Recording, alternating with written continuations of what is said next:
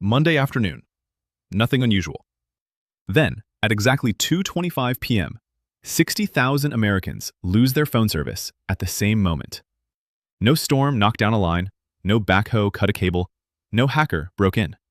For 9 straight hours, nearly half of every long-distance call placed through the largest phone network in the country simply failed to connect. So what actually happened? To understand how strange this was, you need to understand what AT&T had built. By 1990, AT&T's long-distance network ran through 114 massive switching stations, called 4ESS switches, spread across the country. Each one was capable of routing millions of calls a day, silently, invisibly, in the background of ordinary American life. These machines didn't just connect calls. They talked to each other, constantly, checking in, confirming they were healthy, ready to reroute traffic the instant a neighbor went down. Engineers called this design paranoid democracy. Every switch watched every other switch, always alert, always ready to compensate. It was, by the standards of the era, one of the most resilient systems ever built. Decades of engineering had gone into making sure that no single point of failure could ever take the whole network down. AT&T had survived hurricanes that snapped phone cables by the thousands. It had survived earthquakes that tore through buried fiber optic lines. It had survived switching stations catching fire and burning to the ground. These were known, accepted hazards of running a telephone company, and AT&T had contingency plans, backup routes, and decades of hard-won experience for every one of them. And that resilience is exactly what makes this story worth telling. At AT&T's Network Operations Center in Bedminster, New Jersey, a wall of 72 screens displayed the entire national network in real time. Engineers sat in front of that wall the way pilots sit in a cockpit, watching for any flicker of red. On January 15th, the flickers didn't stop. Within seconds, red lines crossed the display, jumping from one switching station to the next, city by city, as if something were chasing itself across the map. The standard fixes failed immediately. Reboot a switch, and it would come back online, rejoin the network, and crash again within seconds. Reboot its neighbor, and the same thing happened there too. Whatever this was, it was spreading faster than anyone could contain it. 70 million phone calls went uncompleted that day. 60,000 people lost service outright. Businesses that depended on long-distance lines to process transactions were frozen mid-call, mid-deal, mid-shift. Emergency coordination between cities slowed to a crawl. For 9 hours, engineers who had built one of the most trusted networks in the world watched it fail in a way none of their training had prepared them for. Picture the frustration of a small business owner in 1990, dialing a supplier 3 times in an hour, getting nothing but dead air, with no idea whether the problem was their phone, their line, or something enormous happening far outside their view. Here's what made it so unsettling to the engineers themselves. This wasn't old, neglected equipment breaking down under strain. This was new. AT&T had installed an upgrade to the switch's recovery software just weeks earlier in December, specifically to make the network faster and more responsive to certain types of messages. The update had gone through what the company described as rigorous testing. It had passed, and it had already been running, without incident, on every single one of those 114 switches for weeks. So if nothing was broken, why was everything breaking? The answer, when engineers finally found it roughly 2 weeks later, was almost impossible to believe. It wasn't a hardware failure. It wasn't sabotage, and it wasn't a natural disaster. It was a single misplaced line in the software's recovery code. A break statement, sitting inside an if clause, nested inside a switch clause, written in the programming language C. In plain terms, a switch clause is a block of code that checks a value and jumps to the matching instructions for it. And a break statement tells the program to stop there and not keep reading further instructions it doesn't need. One instruction, buried inside thousands of lines of code, running on every switch in the network. Here's the part that still surprises engineers today. That flawed code had been sitting there for weeks, completely harmless. It only mattered under one very specific, very rare condition. Exactly the kind of edge case that rigorous testing is designed to catch. And in this instance, didn't. This is the moment worth slowing down for, because it's the hinge the entire disaster turns on. On January 15th, a piece of trunk equipment in a New York City switch developed a minor internal glitch. That on its own happens constantly. Networks like this are built to absorb small glitches without anyone outside the building ever noticing. The New York switch began its normal recovery process, a brief self-check that takes just 4 to 6 seconds, designed to quietly fix the problem and get back to work. This 4 to 6 second window is exactly where the bug lived. Because of that one misplaced break statement, the switch mishandled its own recovery, corrupted a small piece of its internal memory, and crashed. Under paranoid democracy, a single crash isn't supposed to be a disaster. It's expected, even routine. The switch's neighbors noticed it going offline, calmly rerouted their traffic around it, and waited for it to come back. Seconds later, it did. It rejoined the network and, following standard procedure, sent out a status message announcing that it was healthy again.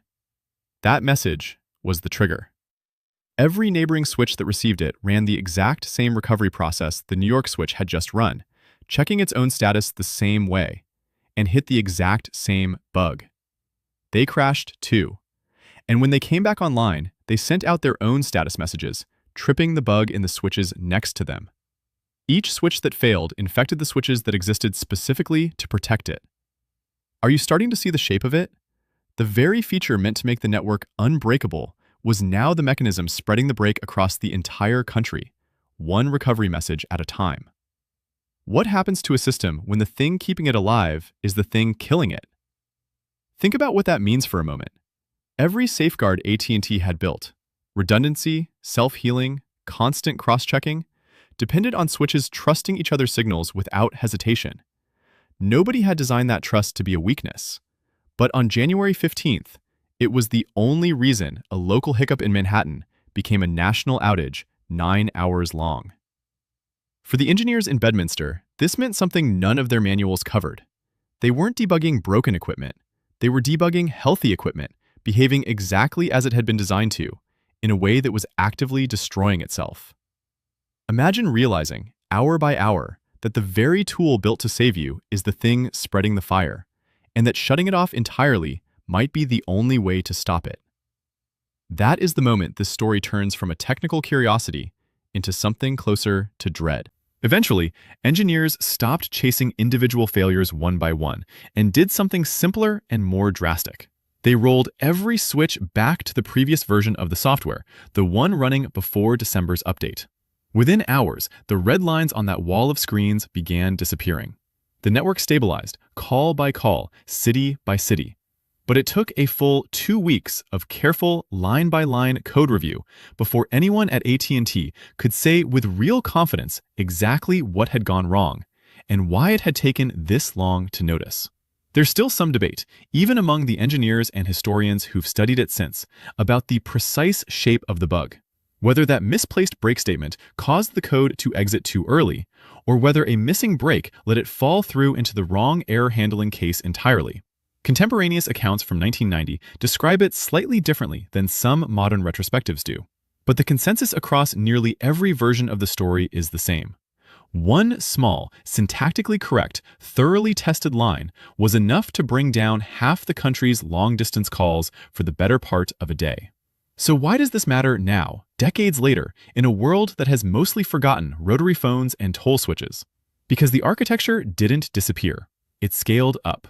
The cloud services powering your favorite apps, the servers behind your bank, the systems routing your video calls right now, they are all built on the same basic idea AT&T pioneered back in 1990.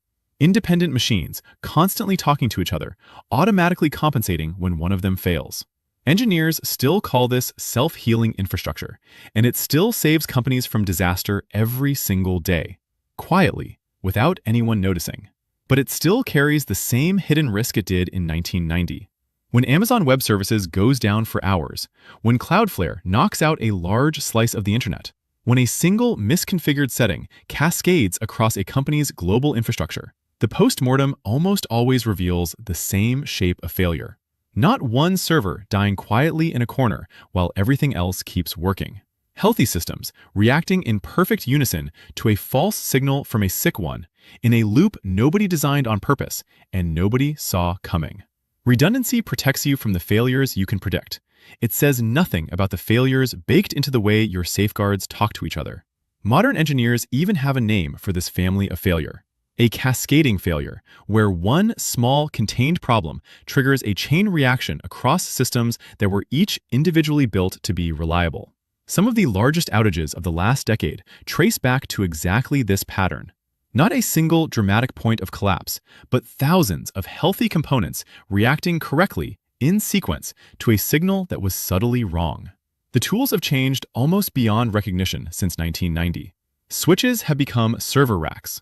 Copper lines have become fiber and satellites. But the underlying lesson AT&T learned the hard way, at a cost of 9 hours and 70 million calls, is still being relearned by engineering teams today, one outage at a time. That's the pattern worth carrying with you long after this video ends. The strongest systems fail differently than weak ones. Weak systems tend to fail slowly, in ways you can see coming from a distance. Strong, redundant, thoroughly tested systems fail all at once, because the very mechanisms built to protect them double as the fastest possible road for a single mistake to reach everywhere at the same time. The more connected the safety net, the faster a single tear can travel across the whole thing. Monday afternoon, 2:25 p.m. One switch in Manhattan. One misplaced line sitting inside a 4 to 6 second window nobody was watching. That was all it took to silence 60,000 phones and stall 70 million calls. Not because AT&T built something weak, because AT&T built something so well connected, so carefully designed to protect itself, that its own strength became the fastest road its own failure would ever travel.